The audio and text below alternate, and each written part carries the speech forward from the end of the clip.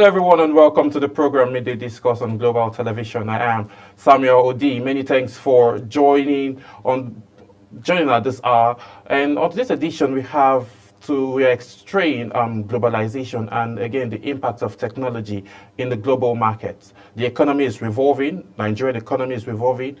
Globally, the market is revolving. So we want to extract how technology has impacted the growth of the market, looking at several areas and different sectors of Nigerian economy from technology, ICT, agricultural sector, and every other sector there is, even in finance. So we want to extract all of that. So despite the high rate of inflation that we're facing in Nigeria, we would be able to still thrive and compete with the global market in this global age. My name is Samuel Odi. That's how I make you welcome to today's edition of Midday Discuss. I'm not just alone in the studio. I have the director of Galaxy Construction, the person of Chidubem Udoji, a very good friend and someone I appreciate so much. Mr. Udoji, thank you so much for joining us. Thank you very much. It's a pleasure. Yeah, so looking at globalization now and how fast the trends of the global market is going, how do you think Nigeria is going to cope in terms of, competing in the global space? Well, I believe that we are going to cope very well. The man currently heading us as a country is doing his best. And I believe over time, we'll be able to catch up to what's going on globally. Right now, we're not necessarily up to speed.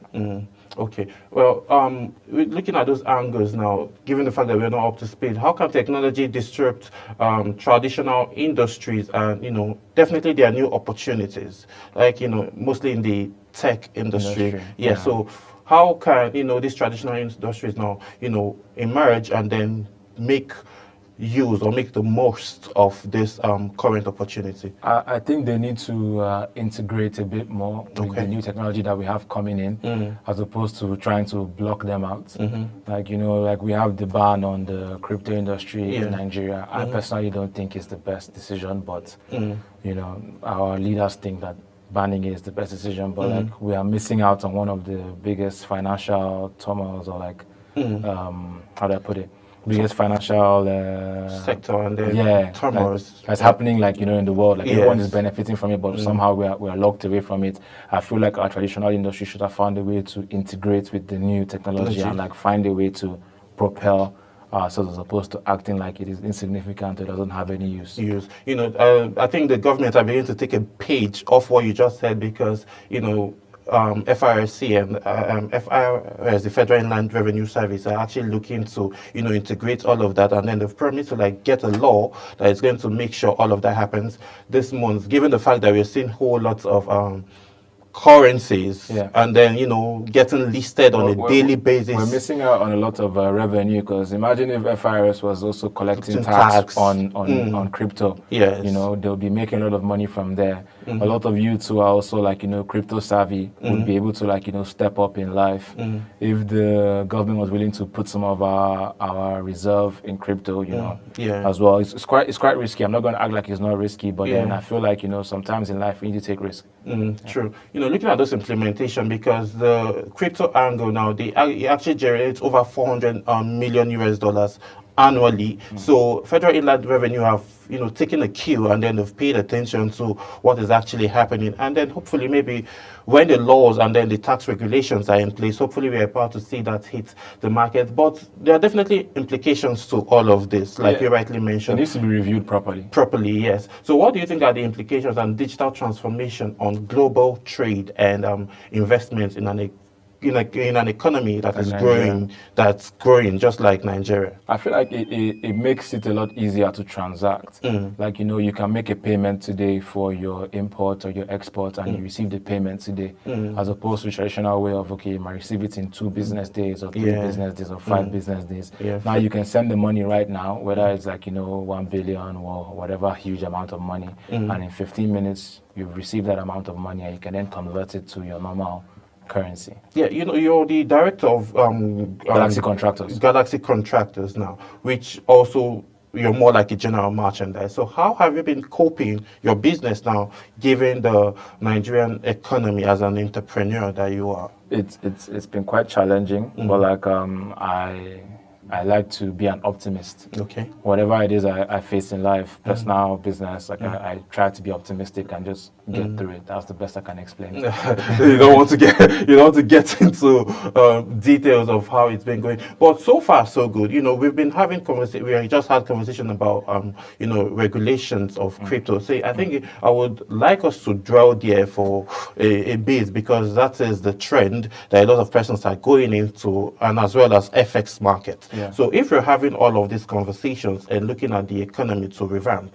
how can we, make meaning of the nitty-gritties of this involvement of blockchain and then other AI and ChatGPT? How can businesses now, use it as an opportunity to grow their business? It essentially saves us a lot of time, because now AI and ChatGPT, they save us time in terms of what would take us a week to do. We can do it in 5 minutes.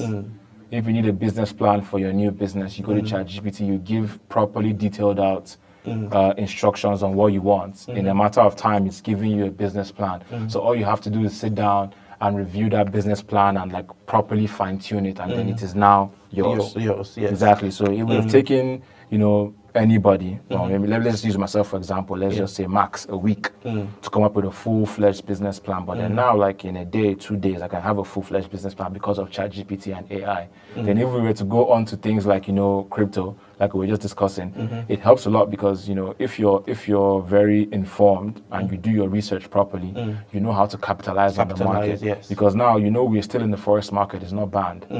And I believe that the crypto market is basically the same thing as the forex market. Just that now we're no longer trading country currencies. Yes. We're trading cryptocurrencies. Yes. And they all have different values. They all have different directions in which they are going. Yeah. They all have what exactly they are made for. Exactly. So you can make profits from that so far as you are up to date with the news, the research, the information. Yes. Exactly. So people can actually benefit from that. Okay, what do you think the Ministry of Finance and then the Minister of Economics can do to help people get involved with this? Talking about technology now, there's no way we can have this conversation without having the Ministry of Science and Tech getting involved. Yeah. What avenues should they create in terms of workshop and initiatives to help, up and coming SMEs and people that are in business already, explore this new trend? I feel like they need to do a lot of research, research that presents facts that people can follow in order not to make mistakes and to avoid loss of capital. They need to do a lot of research and then sensitize and educate the masses so they know exactly what is going on and how to go about their finances, especially if they're going to step into the world of crypto. Because the world of crypto is very different from the world of foreign exchange. It's very different from the world of stocks and bonds and those kind of stuff. Yes. Okay. Those aspects are actually more interesting in light of making research. Now, we don't have proper regulations on board to handle this. So, what do you think? What advice do you have for the committees that have been set aside to handle this? What advice, what approach do you think they should take to? I feel they need to be very open-minded. They need to be very open-minded and be optimistic, because this is something that we've never experienced before and it's new. And a lot of people in America, England, and other Western countries, they are benefiting from this. People are becoming millionaires overnight off this because they had the right information and they took the trade at the right time and exited the trade at the right time, so they get to keep all that money they made. And we could be benefiting from that too, but we are blocked off from it at the time being. Okay, how do we manage risks now? The risks, you just make sure you take steps to make sure that you don't lose. Like now, I've been fortunate enough to be in the crypto market before it was banned. I got into the crypto market during the lockdown, so I've experienced it all the way up until it got banned. And there are these things they call stop loss and take profit. Profits, yes. Exactly. Yes. So when you're trading in crypto, they will advise you to apply what is called a stop loss and a take profit. When it goes below a particular amount, if you're buying, it takes you out. When it goes above a particular amount, if you're buying, it takes you out because you've made as much as you want to make. If you are going with the take profits, and you have lost as much as you can possibly afford to lose if you are going with the stop loss. So, okay. Let's move away from crypto for just a few minutes. Now let's talk, though it's still business, but let's talk, normal SME business. And, technology is a massive, it's very massive, and it's evolving on a daily basis, right? New innovations coming up. So what role can it play now as technology? What role can technology play in terms of shaping the future work of business, and how can it be adopted, seamlessly? Everybody is online now. Nobody's really reading newspapers or books or whatnot. So now, this company is my second company. Okay. When I set up my first company, I had to do a lot of online marketing. That means the importance of digital marketing. Yes, exactly, digital marketing. So you have to, do your digital marketing. Make sure you're marketing to the right people. Make sure you're using the right language that would attract them to come to your business. Make sure you have the right amount of reviews, or even as much as possible, pictures, videos. So all those things involves technology. So that's how it helps small, medium enterprises to be able to grow into bigger enterprises. Okay. So now, how can we boycott it? Like I rightly mentioned, it's increasing on a daily basis. But what approach did you take? You made mention of your first company, and then there's the second. Yes. So for someone who is planning to have a company registered maybe in the next few hours or probably tomorrow, what advice do you have for the person? Do as much research as possible, and do as much marketing as possible. Okay, do more research as possible. Do more marketing as possible. So all of this now, I know that you were not in the country for a bit, right? So you were in Canada for a bit, and then you all started your business ideas. All came from there. So why did you pick up those angles, and then why did you decide to come back home to start? Well, I was actually in America. Canada was just like a little holiday. Okay, you're not letting us know what happened there, but I'll get those facts off camera. But for now, let's know all those ideas come back. But why did you come back home to start it up? Well, I went to this school called United World Colleges in Wales. Okay, and it's a 2 years a program, and what they instilled in us when we were there was to come back and develop your country. Okay. So I always knew that after my whole run abroad, I'm going to come back to Nigeria and come and make an impact, or do my best to make an impact. So that's why I came back. Okay, looking at climate change now, and technology, like healthcare sector, financial sector, inclusion of financial sector, because we made mention of crypto. So how can technology address global challenge like climate, global warming and the challenges? I believe in a oil and gas producing country that we are, we need to look more into renewable energy. That's one thing that I want my company, Galaxy Contractors, to look into. Like I've been preaching about this whole thing where we can actually get acres and acres of land to set up what they call a solar plant farm. So if we have acres and acres of land with solar panels, and we're generating energy, we could generate that energy, transmit it to our station, store it there, and then disseminate the energy from there. So it will now be that we're no longer making electricity from turbines or fossil fuel. We're now generating from the sun directly. Well, we'll get deep more into this conversation, but I'll be talking about when we come back from this break that will be going on, the impact of the role that the Energy Commission will need to play to enable to see this to realization. But before you answer that, let's go on a very quick break, and then when we return back, Midday Discuss continues. Please do stay with us.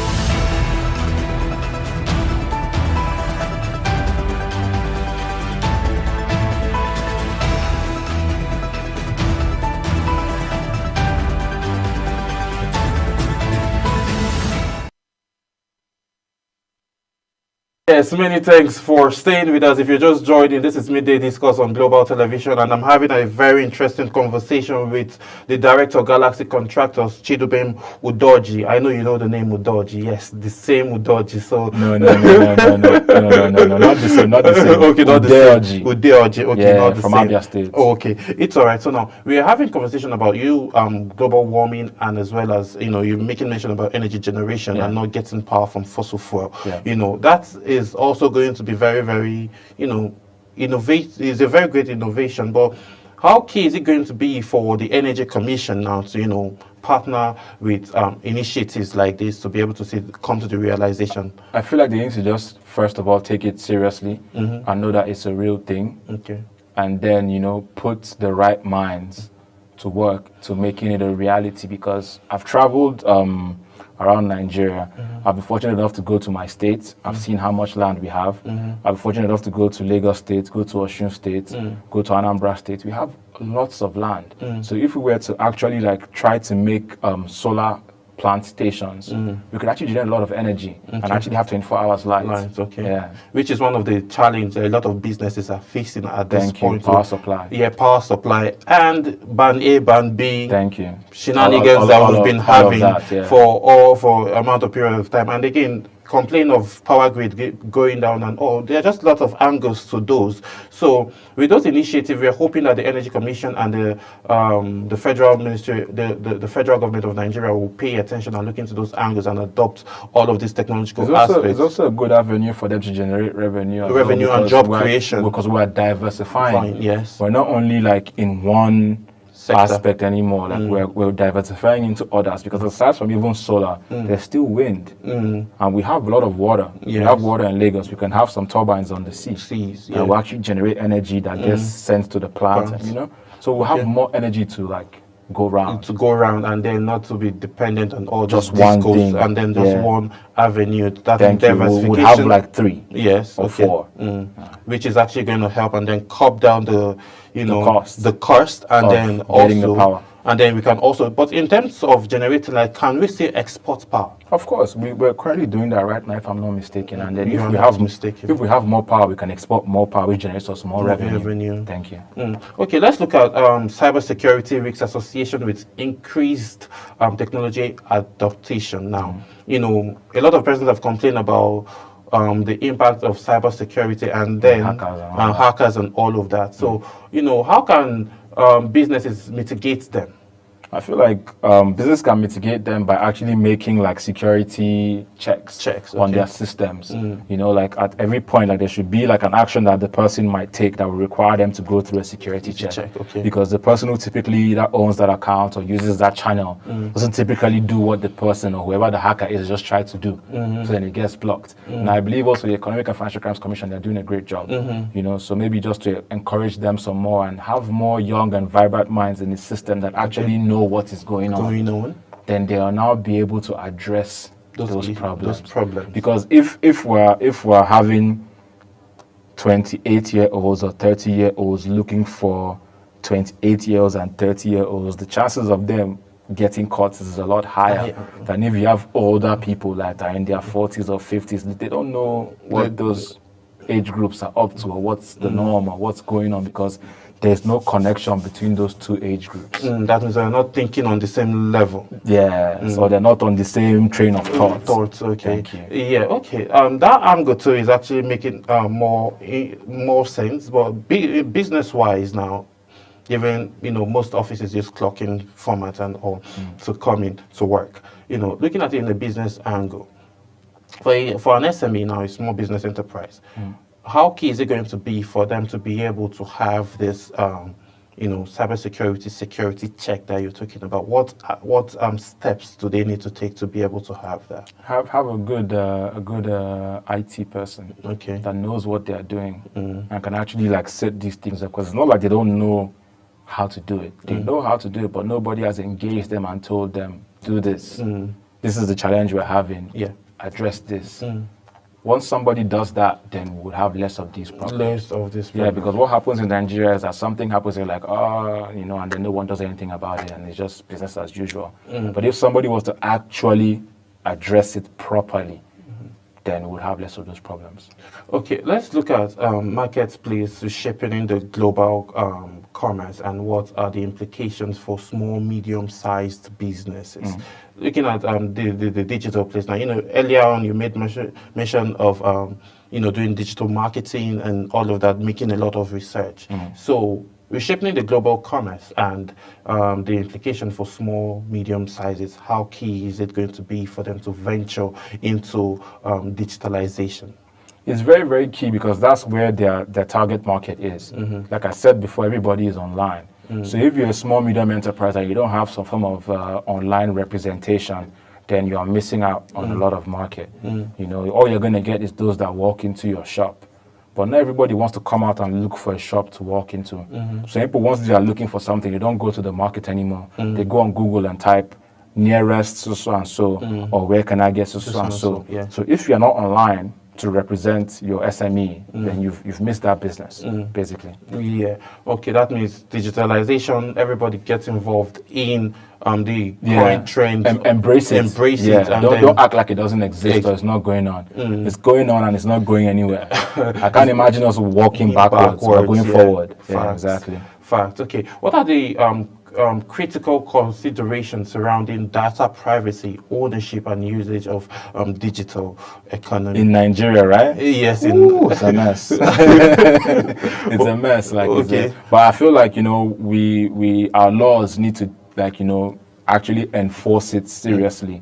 So people that collect all this data or are in possession of all this data understand that it's a serious problem if the information or private information of the public or people that have given them that information gets leaked. They need to understand that they are going to pay and they will pay royally. So they need to guard those informations properly and have them stored in a way that they cannot be hacked or they cannot be leaked. Looking at those angles now, how key is it? You said Nigeria is not doing so much, in this angle. So what can be done? What steps can be taken towards achieving all of this? Like I said, they just need to just be more accepting and more open-minded. They need to actually know that these things are real, they are happening, and they're not going anywhere. Because if they go anywhere, we're going backwards. And I believe that we don't want to go backwards. We want to go forward. So accepting that it's a real thing and embracing it and finding a way to coexist and live with it is a way better approach than acting like it doesn't exist. Talk to me about international collaboration and sharing innovations with the current trend that is going on. That is someone here in Africa and then collaborating with someone abroad. It's a bit tough because there are so many hurdles to jump through. That's why I said the crypto system helps a lot, because now imagine if you're sharing an idea with somebody in China and the person likes your idea, the person buys into it, and you people want to go into business and they want to send you some money to start the work. Let's say maybe you want to export charcoal, for example. Then that means they're going to have to go to the bank and go and pay the money, and then you wait maybe 3 to 5 days or a week before the money comes in. But then if crypto was working in Nigeria, in 15 minutes you have the money for the charcoal. You can go and purchase the charcoal. You can take it to the port. You can do whatever documentation you have to do, go through whatever procedures you have to go through, put it on a ship or put it on a plane and send it out. Let's digress a bit about technology. As a business person that you are, how has this current hike from just last week of the fuel, affected your movements around and then business generally? It has affected everything. Everything has gone up. Cost of your transportation has gone up. Yes. Cost of food has gone up. Cost of services has gone up. Why has it gone up? Because the cost of operation has gone up. The main thing we need to move around and just make things happen in general has gone up. So of course everything is going to go up. So it's a lot tougher than it was a couple of days ago to operate now. Yeah, looking at it has been rumored though there by the committee, by the Minister of Finance, saying that the rumor flying around about VAT being increased from 7.5% to 10% is actually rumors. If that should happen, which is one of the things listed by the committee, if that should happen, VAT increasing from 7.5% to 10%, how key is it going to be for SMEs like you? It's going to be a lot harder to operate, but it's not like we're going to run away. We're going to still have to operate, but like it's just going to be harder, and most likely like the weight of it is going to get transferred to the customers, because like we're not going to take that loss for the customers. If you need the service, then you have to pay for it. Yes. Okay. If you need the service, you would have to pay for it, but there are potential downsides of technology, right? So an advancement such as in terms of job displacement, increased inequality, and cultural harmonization. I believe it's debatable. Okay. Yeah, because I look at technology as a way to like aid humankind and make things like a lot easier for us to do. Okay. Yeah, so I don't think people should look at it as we are getting replaced. I just think they should look at it as we are getting an upgrade. You know, things that used to be a lot harder to do are a lot easier to do now, so we can do a lot more than we used to do before without getting worn out. Because imagine if you had to think for like, you know, the whole 24 hours in a day to come up with a business plan, but then now in less than 5 minutes, you have a skeleton that you can then now fleshing up into a full flesh. Exactly. Yeah. So I don't think we should look at it as a downside. I just think that we should look at on how to use it properly. That's more what we should be talking about. Okay, we'll be going on another quick break. When we return back, Midday Discourse continues as I'll be introducing my second guest, and we would also x-ray the aspects of the current hike of fuel price, and as well as the downside, and then the uprising of, you know, businesses in this dire time of Nigerian economy. Please do stay with us. We'll be right back.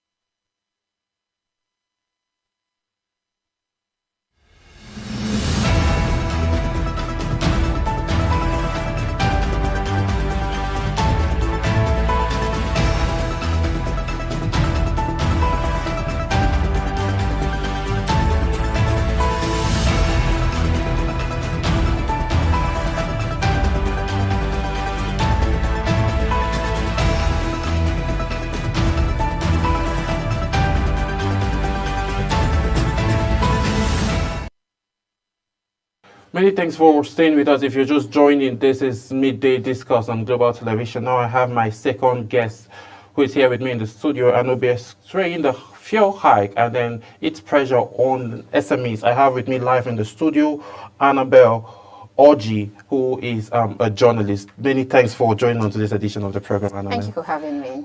Yes, obviously, we all know that there's been almost a 50% or more increment on fuel hike, and all of this came at the base of a rumor that says the 7.5% VAT will be increased to 10%, and then a week later we witnessed a hike. How do you think this have affected businesses in the market and logistics? Oh, well, in more ways than one, it has affected everything across board, from even the woman who is selling pepper in the market, and the suya seller and the corn seller, everybody is complaining. Before now, we used to say, okay, when things were expensive, they tell you that dollar don't rise. That's the usual excuse. Okay. But now it is fuel don't rise. That's what you hear.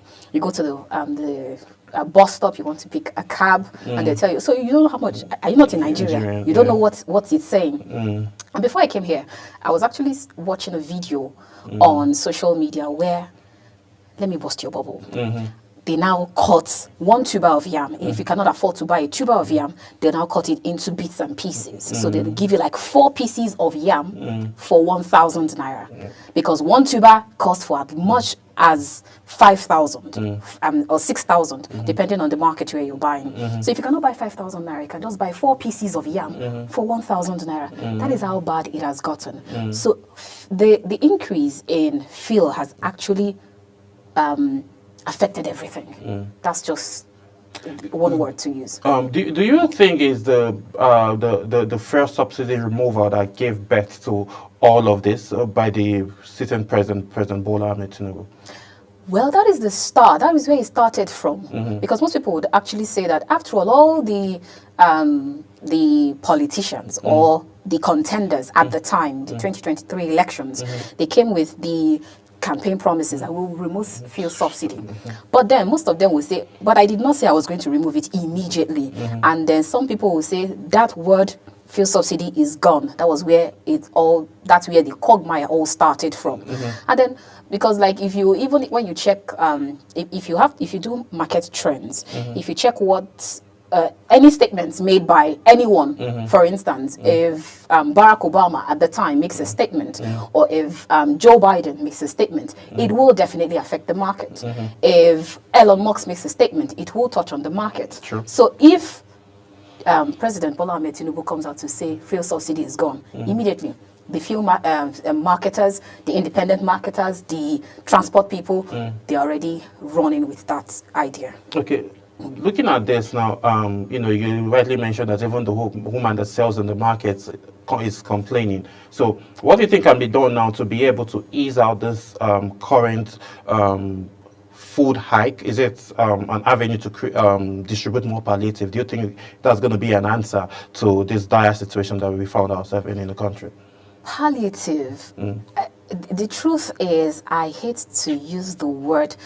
In fact, I don't like to use hate, but I don't like to hear the word palliative, especially with all that happened during the COVID-19 pandemic. So that word palliative has been overused by Nigerians. Do you think it's just a political statement? Let's just leave palliative. Okay. That palliative it has its one very bad thing that follows it. So, but then sharing bag of rice or 20,000 or onje iko, depending on where you are, I don't think it's working for Nigerians. And most people would say, yes, there's the social responsibility, there's the trying to make people at least cushioning effect. But the bag of rice you are giving to them is not working. Do you remember when they said they're going to sell a bag of rice for 40,000 naira? Have you seen it anywhere at all? Well, So there's always politics that follows every of these things. So selling, giving bags of rice or money, it doesn't work. It's, I believe what we should be thinking, or where we should start from, is at least trying to reduce the price of things in the market. Even though the government has they've threatened marketers of traders, they should reduce their food prices, but they are not even telling they are not trying to reduce the price fuel. Okay. So there's that disconnect. Okay. If you say marketers reduce the price of tomato in the market, how about the people selling fuel? Why not talk to them also? Yeah, why not talk to them? Before, there's a follow-up question for that, but before I get into that, we'll be going on a very quick break, and then we'll return. Midday Discourse continues.